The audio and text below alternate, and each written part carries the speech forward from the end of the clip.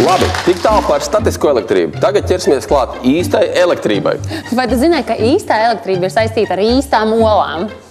Ar olām? Jā. Nu, droši vien mūsdienās ar elektrību viss ir saistīts. Ar tām olām ir tā, ka vecmām viņi dod olas no savām vistām, viss notiek, bet lai visu Latviju pabarot ar olām, vajag ļoti daudz elektrības. Ļoti labi. Tad brauksim skatīties, kā izmanto elektrības, lai Latvija tiktu pie olām.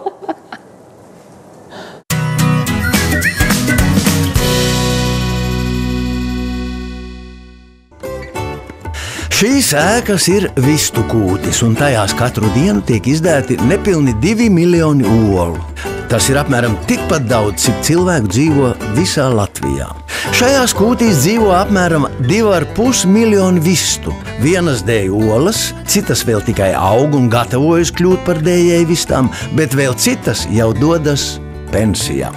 No kūtīm uz ēku, ko sauc par šķirotavu, olas ceļo šādā iekārtā.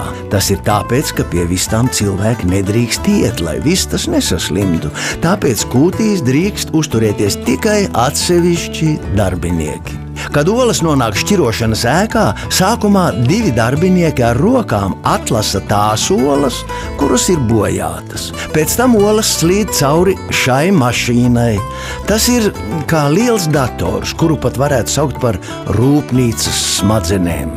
Šis dators katru olu nofotografē, pārbauda un pieņem lēmumu, ko ar olu tālāk darīt. Dators pārbauda, vai ola ir derīga ēšanai un vai tai nav sīkas plaisiņas, kuras cilvēks ar neapbruņotu aci nemaz nespēja saskatīt. Tās sauc par mikroplaisām. Olas arī pārbauda ar tādiem kā maziem āmuriņiem, lai noskaidrotu čaumulas izturību. Ja viss kārtībā, tad olu apstrādā ar ultravioletajiem stariem. Šie stari nogalina sliktās baterijas, kas atrodas uz čaumalām. Tālāk katru olu nosver un tai uzspiež īpašu kodu, pēc kura pircējs var noteikt, kur un kādos apstākļos vistas to ir izdējušas. Šis dators olas arī pārbauda ar rentgenu. Tā ir ierīce, kas redz cauri lietām. Visbeidzot, dators pieņem lēmumu, kur olai jādodas tālāk. Precīzāk, uz kuru iepakojumu. Tad roboti tās saliek mazajās kastītēs un tās pēc tam ieliek lielajās kastēs. Kastes pa šo lenti ceļo cauri rūpnīcai līdz vietai, kur tās krauj uz paletēm. Šajā vietā strādā gan cilvēki, gan roboti. Viņi ir kā kolēģi. Roboti palīdz cilvēkiem, bet cilvēki robotiem. Šo sauc par gatavās produkcijas noliktavu. Šeit atved kastēs sakrāmētās olas un satina ar tādu kā tīklu, lai trauslās olas varētu droši pārvadāt.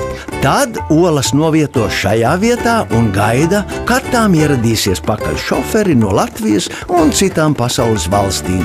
Galu galā olas iekrauj smagajās automašīnās, lai jau pavisam drīz tās nonāktu veikalos un mūsu vēderos.